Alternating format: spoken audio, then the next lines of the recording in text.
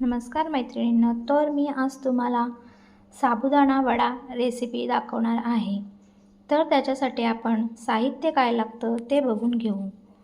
रात्रभर भिजवलेला साबुदाणा, भाजून घेतलेला शेंगदाण्याचा कूट, मीठ, उकडून घेतलेला बटाटा, थोडीशी कोथिंबीर आणि मिरचीची पेस्ट। वडा तळण्यासाठी तेल। आता आपण वड्यासाठी लागणारं मिश्रण एकत्र करणार आहोत। त्याच्यासाठी आपण बटाटा टाकायचा आहे साबुदाण्यामध्ये, मिरचीची पेस्ट टाकायची आहे, कोथिंबीर, चवीपुरतं मीठ आणि दाण्याचं कूट।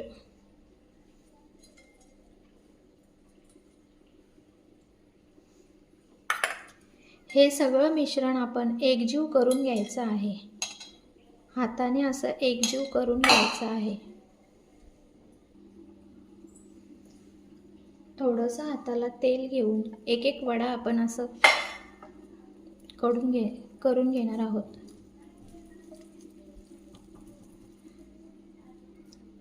असं थोडासा दाबायचा आहे। रेडी आहे आपला साबुदाणा वडा। आता ते आपण तेलामध्ये तळणार आहोत। असेच एक एक करून सगळे करून घ्यायचे आहेत वडे।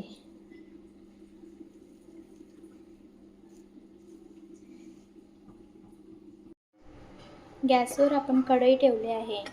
आता गॅस पेटवून घेऊ आणि कढईमध्ये तेलही घातलं आहे। तेल छान गरम झाले की आपण एक एक करून त्याच्यामध्ये वडे सोडणार आहोत। तेल गरम झालं आहे, आपण एक एक करून त्याच्यामध्ये वडा सोडू।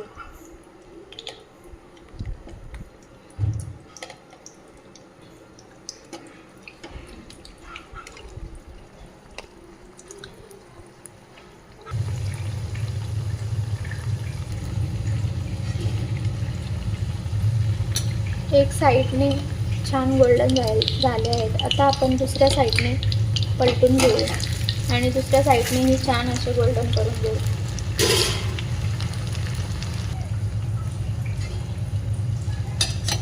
वडे झाले आहेत, आपण ते काढून घेऊ